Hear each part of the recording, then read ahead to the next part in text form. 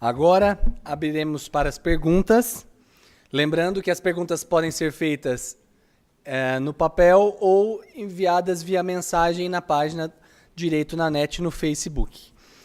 Então, convidamos aqui para a mesa o Dr. Cleiton Reis, Maicon Franco e a doutora Gisele para as perguntas. Quem precisar de caneta, ergue a mão que os nossos voluntários irão levar canetas. Eu já recebi aqui uma no intervalo. O aparato tecnológico da TI de escala utiliza e depende de robôs de software para obter os resultados que dispõe. Será que o chamado Marco Civil da Internet, Lei Federal, não poderia regulamentar o uso desses robôs em favor dos direitos da personalidade?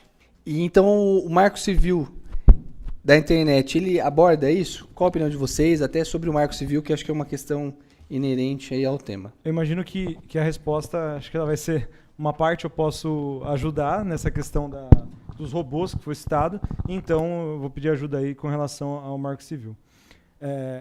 Durante a minha apresentação eu falei sobre análise de dados, mas eu não expliquei muito como que ela é feita. Hoje em dia está avançando muito um cenário chamado Machine Learning, que é a inteligência artificial. Existem dois tipos de inteligência artificial, a especialista e a generalista. A que assusta as pessoas que tem no filme, a Skynet, são inteligências artificiais generalistas. Ou seja, ela é capaz de compreender diversas situações e tratar essas situações. A inteligência artificial, a forma que ela está hoje, ela está avançando na especialista. Então, logo, eu desenvolvo um programa, um software, que é capaz de fazer uma análise num grande volume de dados. A gente falou do Facebook em 2 bilhões de usuários. E ali, então, tirar respostas de perguntas complexas. E aí utilizar essas respostas para gerar renda, gerar lucro e produtos.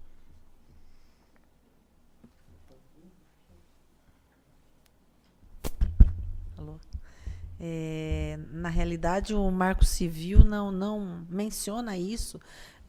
Na minha opinião, ele acaba repetindo uma legislação que já existe com relação ao direito à imagem, direito à personalidade, a proteção desses direitos, proteção ao direito da personalidade e responsabilização civil. Mas aí, como o Dr. Cleiton mencionou, daí no artigo 19 ele coloca essa questão, né? Então ele disciplina a importância de uma internet boa, né? Que a gente pode ingressar com ação. Ele também ele recebe o Código Consumidor. Então, no Marco Civil não há previsão para a forma de utilização desse tipo da robótica, vamos dizer assim.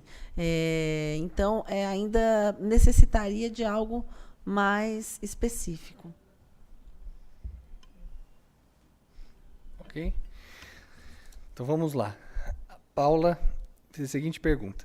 Gostaria da opinião sobre a responsabilização civil pelas curtidas e compartilhamento de conteúdos nas redes sociais. Também fiquem à vontade, não foi direcionada, acho que é legal o debate. Eu acho que, como foi dito aqui, essa responsabilização é preciso que se prove realmente a ocorrência do dano, que houve culpa, tá certo? E o nexo de causalidade. Embora a lei do Marco Civil, no seu artigo 7º, ela diz o seguinte: o acesso à internet é essencial ao exercício da cidadania e ao usuário. São assegurados o seguinte direito: inviolabilidade da intimidade, da vida privada, sua proteção e indenização pelo dano material ou moral decorrente da sua violação. Inviolabilidade e sigilo de suas comunicações privadas, armazenadas, salvo por ordem judicial. Então, o provedor está sujeito realmente a uma apreciação prévia pelo Poder Judiciário da ocorrência do dano. Se verificado esse dano, claro que a ordem do juiz será imediata para que cesse o fato. Porque os danos que são divulgados pela internet, na medida que permanecem na internet, eles vão se multiplicando. Há um crescimento geométrico da exposição da pessoa. Então, a remoção dessas notícias veiculadas ilicitamente tem que ser feita com a máxima brevidade.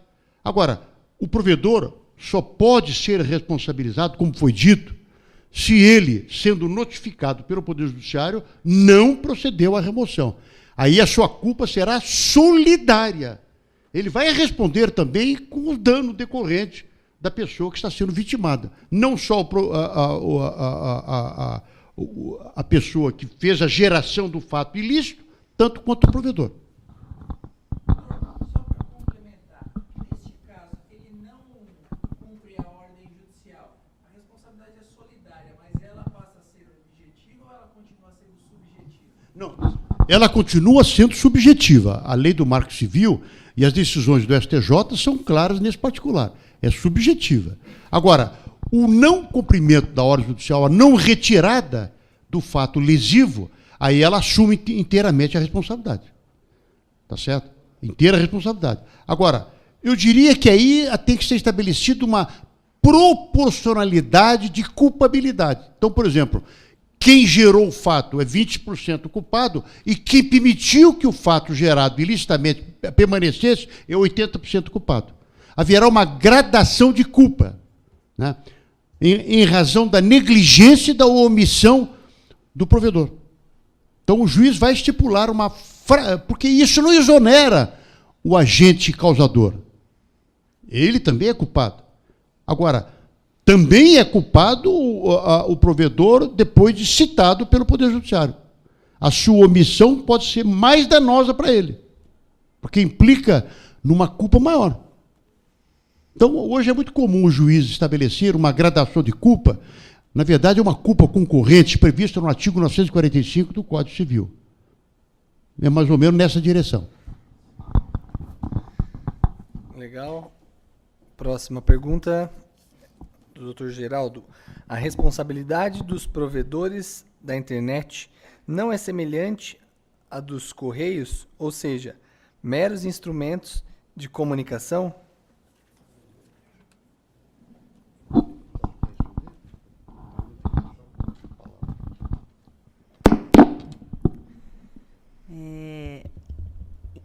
Bom, a gente está com relação a essa questão do Marco Civil. Antes do nascimento do Marco Civil, o STJ ele julgava a culpa objetiva dos provedores. É interessante que aí houve essa mudança, né, para esse reconhecimento da culpa subjetiva. A crítica, eu penso que é a questão tempo, porque a internet, até você notificar um provedor, para que esse provedor tome as medidas cabíveis, enfim, não é uma coisa rápida, quanto a rapidez da internet. Então, aí eu acho que essa questão aí fica um pouco complicada, porque uma coisa de um dia, 2 dias, uma semana, a proporção é exorbitante.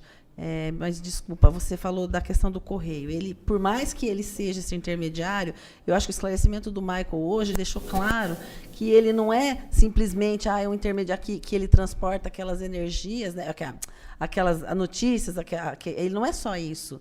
Ele está utilizando os nossos dados. Então, ele tem condições de saber o que tá trafegando na internet. Então, aí a minha posição particular que muito, eles sabem muito mais do que a lei tá entendendo. Na minha posição, eu entendo isso. Apenas a título de complementação ao que disse a doutora Gisela, os Correios gozam do sigilo da correspondência. Isso é uma obrigação do Correio, como é a obrigação do banco, o sigilo bancário. Agora, os provedores não têm a função de censor, mas têm a obrigação de criptografar as mensagens para preservar a sua invasão. Então, o provedor que não fizer mensagens criptografadas poderá responder por essa situação. Qual é o sentido dessas mensagens que são? É para proteger o conteúdo delas. Agora, se o conteúdo é lesivo ou ofensivo, ele não sabe ainda, porque ele não tem essa função de censor. Ele não pode entrar na mensagem. Ele próprio não pode abrir a mensagem a seu critério. Tá certo? Só poderá tirar mediante ordem judicial. De maneira que, quando ele faz a codificação da mensagem, é uma forma de proteger a mensagem, ainda que seja uma mensagem ilícita, até o momento que ele é notificado para tirar a mensagem do seu site. Me parece que é nessa direção. Até então, em complemento a essa fala, temos aqui duas perguntas que eu acredito que vou fazer as duas porque elas são bem parecidas. A primeira, se vocês concordam que o Google é um instrumento necessário e vital para pesquisas de todos nós na internet, considerando ele vital, deveria ter controle de faixa etária ou controlador de acesso a conteúdos pornográficos obrigatoriamente? A outra, ele fala da origem da internet americana e de que muitos defendem que os Estados Unidos monitoram toda a internet. Qual a sua opinião? Então, acredito que tem uma relação. Sobre o monitoramento da internet, eu não diria que os Estados Unidos, como país, ele monitora a internet. Mas as grandes empresas de tecnologia, a maior parte delas estão nos Estados Unidos. Então, se for para pensar sobre monitoramento, eu enxergaria mais os agentes econômicos. E aí sim, aquele caso que eu falei sobre a NSA, utilizar os dados desses agentes econômicos para monitoramento.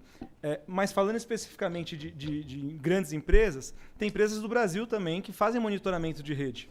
Tem startups, empresas com 5 pessoas que utilizam dados das redes sociais, que desenvolvem algoritmos, que desenvolvem lógicas e também monitoram dados. Empresas com 5 pessoas.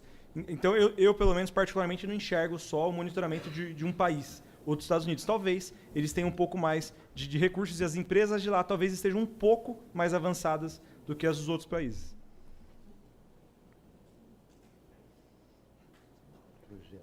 Acho que só para complementando essa questão da faixa etária, você acredita que o Google precisaria ter existe ou não? E se não existe, precisaria ter? Eu vou compartilhar meu pensamento como leigo na área de jurídica, tá?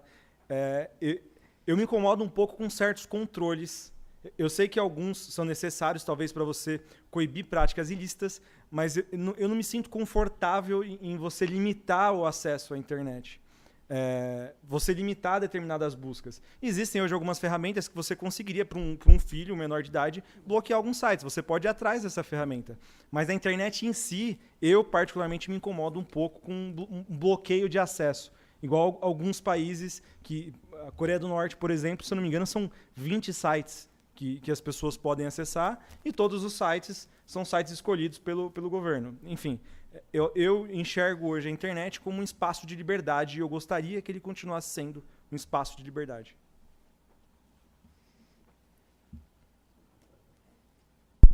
Na verdade, complementando só o que o Maico falou, por exemplo, as redes sociais, elas têm as condições de uso que pressupõem pessoa maior de idade. Na realidade, é que os menores de idade muitas vezes utilizam. Então, aí cabe aos pais, aos responsáveis, né, como o Michael falou, realmente tem mecanismos para a gente, quem tiver filho pequeno, para realmente direcionar, porque a falta de informação muitas vezes gera, né, essa incerteza, mas se os pais tiverem esse cuidado com os filhos, eu acho que não tem que proibir, porque o Google é uma ferramenta de trabalho, de estudo, enfim, né? É claro que a internet, o Google, tem um fator na sociedade hoje muito importante, muito valioso para a pesquisa, para a divulgação do conhecimento, para a divulgação de notícias. Enfim, é um instrumento de alta relevância no aspecto educacional, no aspecto cultural, intelectual. E esse cerceamento de manifestação livre do pensamento não é realmente bem-vindo. O que eu concordo plenamente com o que você falou, Maico, viu?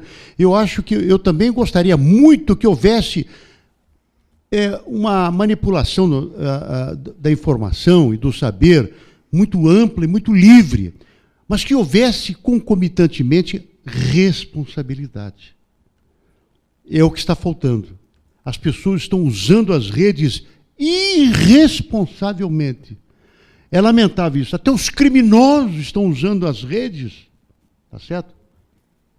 Vejam a quebra do sigilo telefônico que tem ocorrido para ocasionar a prisão de várias pessoas envolvidas em operações da Lava Jato e outras operações similares. De maneira que o que predomina é a livre manifestação do pensamento, que é, digamos assim, um ponto alto de uma sociedade civilizada constituída por pessoas responsáveis. Ainda não chegamos lá, mas estamos caminhando para esse ponto. Se o senhor me permite só um complemento. Por que o comportamento no mundo virtual ele é tão diferente no comportamento no mundo físico? As pessoas na internet xingam as outras sem o menor pudor e não se preocupam com isso. Não é comum você andar na rua e ver uma pessoa xingando a outra na rua, mas na internet é comum. Então, por que o comportamento das pessoas, dos usuários no mundo virtual, é tão diferente do comportamento que ele tem? Porque ele tem essa falsa sensação de segurança de que ele não vai ser responsabilizado por seus atos no mundo virtual.